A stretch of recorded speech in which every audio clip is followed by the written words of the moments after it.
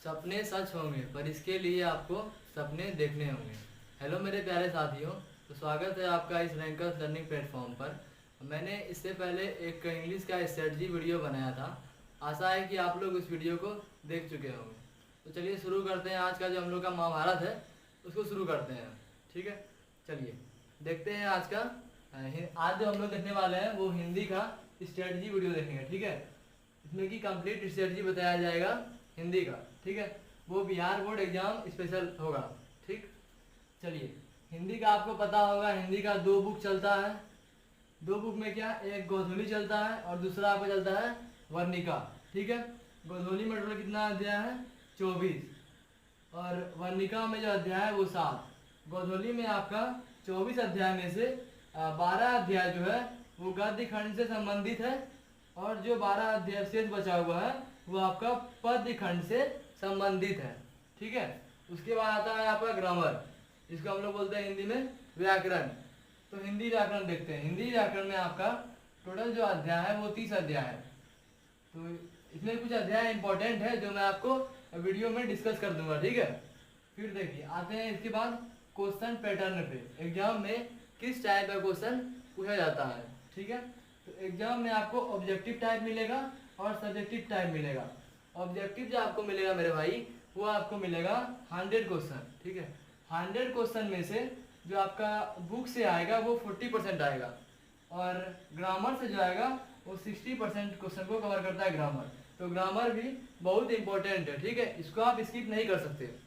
ठीक, उसके बाद सब्जेक्टिव देखते हैं। तो सब्जेक्टिव में आता है गद्यांश।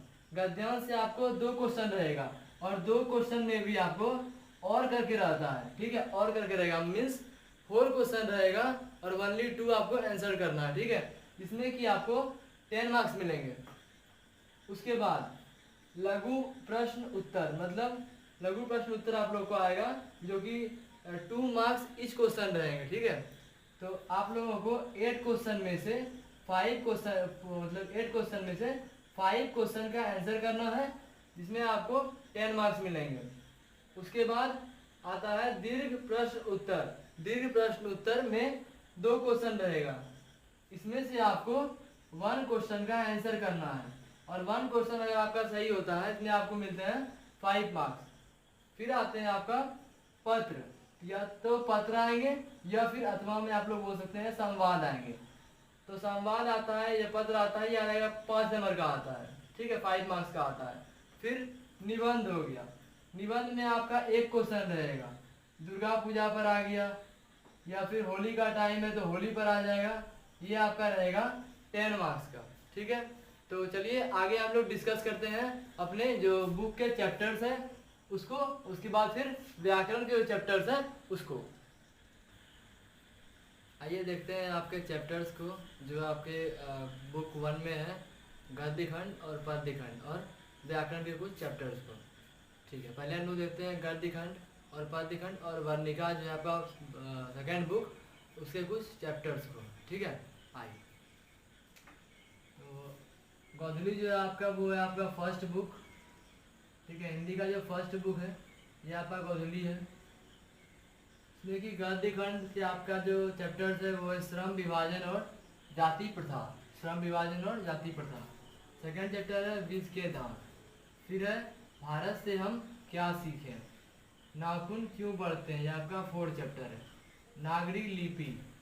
फिर है बहादुर। फिर है परंपरा का मूल्यांकन।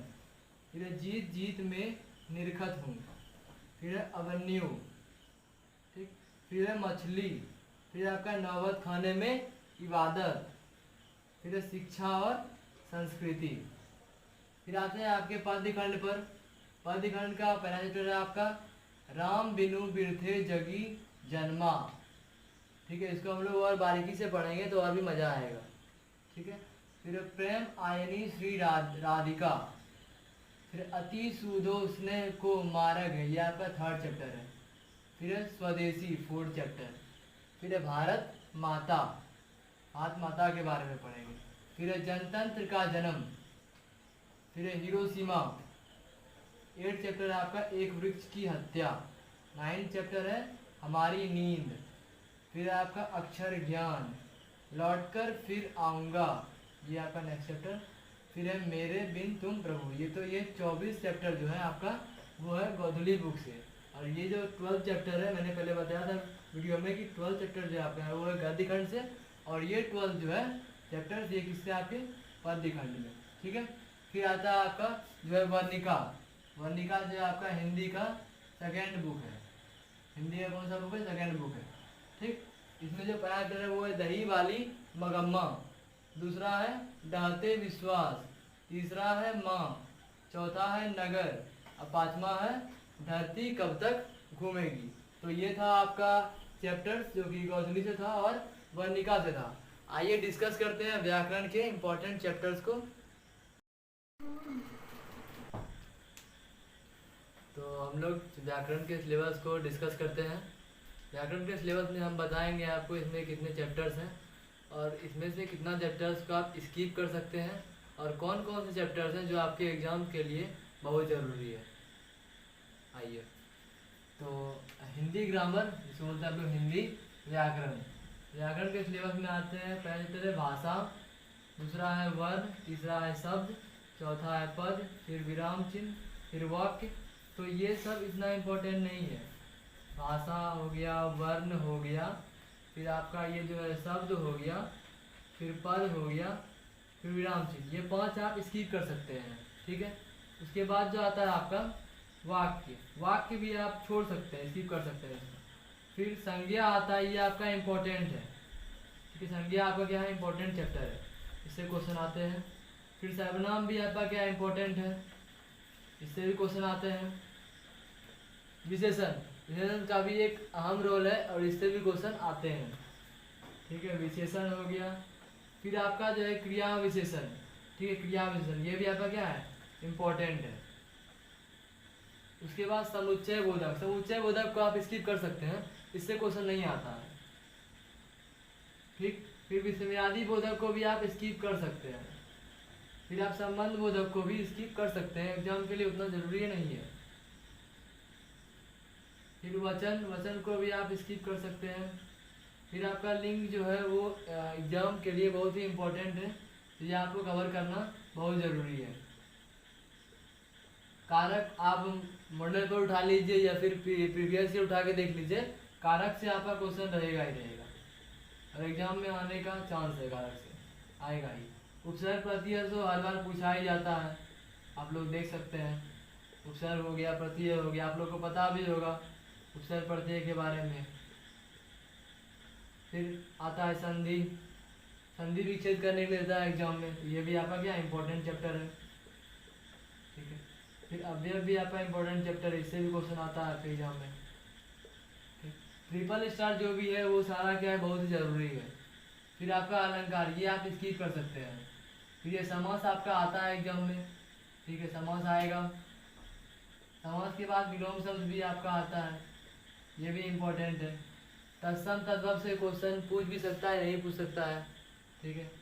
तो इसमें 50-50 चांस रखिए, आएगा भी यही, नहीं भी आएगा। फिर पर्यायवाची शब्द तो हर एग्जाम, मतलब हर जितना भी अभी तक एग्जाम हुआ है सारे एग्जाम में पूछा गया है, तो पर्यायवाची शब्द आपके लिए बहुत ज़रूरी है। पर्यायवाची शब्द हो गया, विलोम शब्द हो गया, ये बहुत ज़रूरी है। समास भी आपके लिए बहुत ज़रूरी है, इससे भी क्वेश्चन आता है।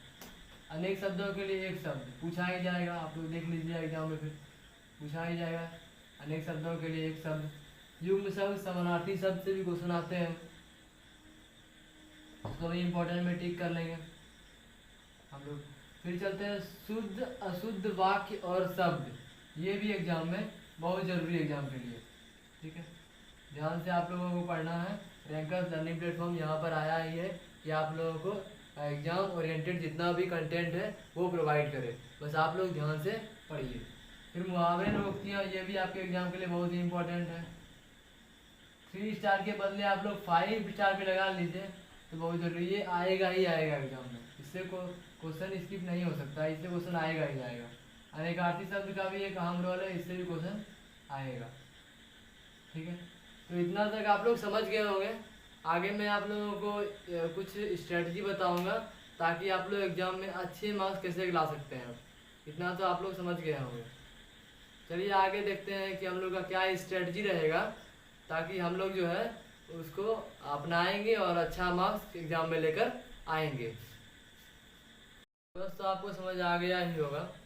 तो अब मैं ये बताता हूँ कि आपको जो है एग्ज़ाम में अच्छे स्कोर करने के लिए, मतलब बेस्ट स्कोर करने के लिए आपको क्या किन किन बातों पर ध्यान देना बहुत ज़रूरी है। तो चलिए देखते हैं किन किन बातों को आप मतलब फॉलो करेंगे तो आपके अच्छा स्कोर आ सकते हैं। मतलब best strategy to score good marks in Hindi. Hindi में आपको अच्छे मार्क्स लाने के लिए आपके क्या रणनीति होने चाहिए उसको मैं बताता हूँ। तो सबसे पहले आपका क्या है, good hand writing. Good hand writing आपका जो है हैंड राइटिंग जो होना चाहिए वो बहुत अच्छा होना चाहिए। और प्लस में एक पॉइंट और ऐड कर लीजिए कि आपका आप जो लिख रहे हैं वो शुद्ध लिखा होना चाहिए। ठीक है, आपका स्पेलिंग जो होना चाहिए वो गलत नहीं होना चाहिए। सेकेंड में आपका आता है read all class note daily. मतलब आपको डेली बेसिस पे जितना भी यहाँ से क्लास नोट्स मिल रहा है उसको पढ़ना जरूरी है। ठीक है, फिर कवर ऑल एनसीईआरटी क्वेश्चन। जितना भी एनसीईआरटी के क्वेश्चन है वो सारे आपको पता होगा कि वो सारे क्वेश्चन इंपॉर्टेंट होते हैं, उससे एग्जाम में क्वेश्चन आते हैं। तो एनसीईआरटी क्वेश्चन को कवर करना बहुत ज़रूरी है। फिर चौथी बात ये है कि आपको प्रैक्टिस के साथ साथ रिवीजन करना भी बहुत ज़रूरी है। तो आप जो एक वीक में पढ़े हैं उसको आप रिवीजन करेंगे, मीन्स वीकली रिवीजन आपको करना चाहिए। फिफ्थ एंड लास्ट पॉइंट आपके लिए ये है कि analysis previous year question paper. Previous year जो क्वेश्चन पेपर है उसको आपको एनालिसिस करना चाहिए कि ताकि ये पता चले कि कहाँ से कितने मार्क्स के क्वेश्चन आ रहे हैं। फिर इतना बताने के बाद तो आप लोगों को कंप्लीट स्ट्रेटजी के साथ बेस्ट स्ट्रेटजी पता चल गया होगा गुड स्कोर करने के लिए। तो चलिए आप लोगों को मैं एक शायरी सुनाता हूँ, मतलब शायरी क्या एक मोटिवेशन के तौर पर सुनाता हूँ कि लक्ष्य कोई बड़ा नहीं, हारा वही जो लड़ा नहीं। तो थैंक यू। आशा है कि आपको ये सेशन पसंद आया होगा। अगर ये सेशन आपको पसंद आया होगा, ये बेस्ट स्ट्रेटजी जो आपको बताया गया ये आपको पसंद आया होगा, तो इस चैनल को लाइक करेंगे, सब्सक्राइब करेंगे और अपने दोस्तों तक शेयर करेंगे ताकि उसके भी अच्छे स्कोर आ सके। ठीक है, जय हिंद।